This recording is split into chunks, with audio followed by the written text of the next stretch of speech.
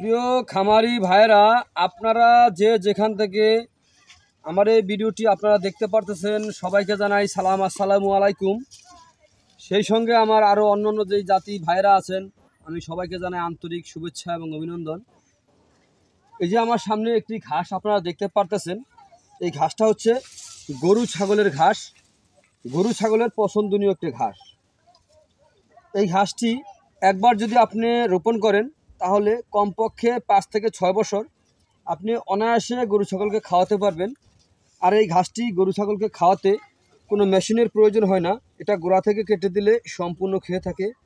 এই ঘাসটি হচ্ছে আপনার নরম জাতের একটি ঘাস। এই ঘাসটি পাতা হচ্ছে অনেক বেশি, আর এক একটি ঝোপের মধ্যে ঘাস হয়ে থাকে, অনেক বেশি পরিমাণে ঘাস হয়ে থাকে অন্যান্য ঘাসের তুলনায়। এই ঘাসটি হচ্ছে আপনার অনেকটাই ভালো মানের একটি ঘাস। এই যে দেখেন, এখন যে অবস্থানে এই ঘাসগুলি আছে, এই ঘাসগুলি কিন্তু এখন প্রায় 4 ফিটের মতো লম্বা হয়েছে। এখন এই ঘাসটি আপনার গরু ছাগলকে খাওয়ানোর এটা কিন্তু মেন উপযুক্ত সময়।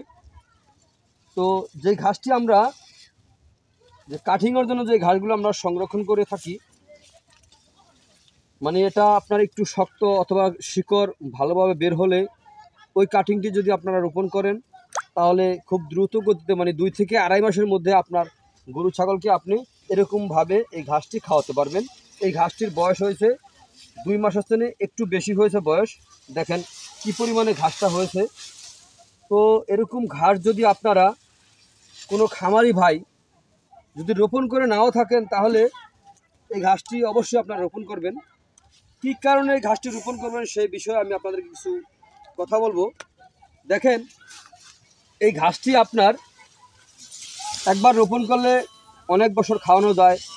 তারপরে হচ্ছে আপনার এই ঘাসটি, তো বলেছিলাম যে এই ঘাসটি কেন রোপণ করবেন, কী কারণে রোপণ করবেন। এই ঘাসটি প্রথমত আপনি রোপণ করবেন এ কারণে যে এই ঘাসটি আপনার গরু ছাগলকে খাওয়াতে কোনো মেশিন লাগে না।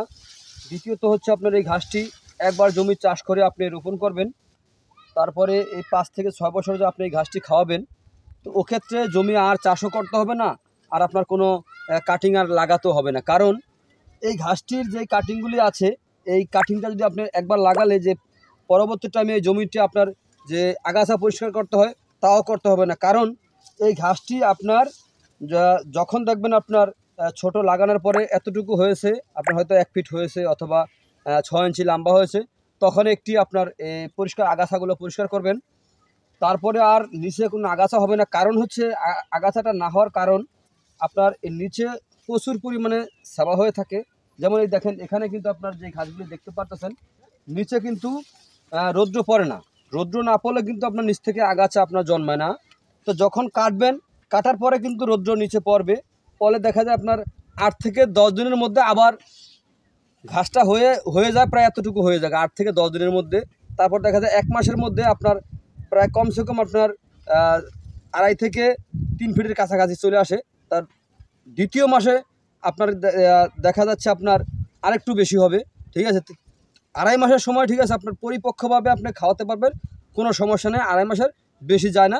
অনেক সময় দেখা যায় যদি আপনি সার অথবা কীটনাশক যদি একটু ভালোভাবে ব্যবহার করতে পারেন, তো ওক্ষেত্রে আপনার 2 মাসের মধ্যে আপনি কেটে এই ঘাসটি খাওয়াতে পারেন। তো এ কারণে বলবো যে আমার খামারি ভাইদেরকে আপনারা অন্য ঘাসের পাশাপাশি আপনারা এই ঘাসটি রোপণ করে আপনারা দেখতে পারেন যে ঘাসটি কীরকম হয়ে থাকে। আমি যেই ঘাস আমার কাছে যেই ঘাস আছে, প্রায় অনেক কটা রকমের ঘাস আমার কাছে আছে, তো কিন্তু সেই ঘাসের তুলনা হিসাবে আমি দেখতেছি আমার এই ঘাসটি সবচেয়ে বেশি ভালো। সবচেয়ে বেশি ভালো এই কারণে এই ঘাসটি খুব বেশি পরিমাণে একটি ঝোপের মধ্যে হয়ে থাকে। ঘাসটি গরু ছাগলকে খাওয়াতে কোনো মেশিনের প্রয়োজন হয় না, গোড়া থেকে কেটে দিলে সম্পূর্ণ খেয়ে থাকে। আর এক একটি ঝোপের মধ্যে দেখেন, এখানে একটি ঝোপ, একেবারে সাইডের একটি ঝোপ, দেখেন এটার মধ্যে কি পরিমাণে ঘাস হয়েছে। এটা হচ্ছে আপনার বড়, তারপরে আরেকটা সাইজ আছে আপনার মাঝারি। এই যে দেখেন, এখানে আরেকটা সাইজ আছে মাঝারি, তারপরে আরেকটা সাইজ আছে লোক আপনার ছোট। তো এরকম গড়ে আপনার মিলে একটা ঝোপের মধ্যে প্রায় এটার মধ্যে প্রায় 100-র মতো আপনার চারা হবে আছে।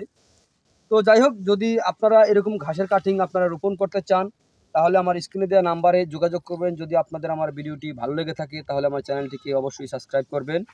তো পরবর্তী ভিডিওগুলো দেখার আমন্ত্রণ রইল। সবাই ভালো থাকবেন, সুস্থ থাকবেন। আসসালামু আলাইকুম।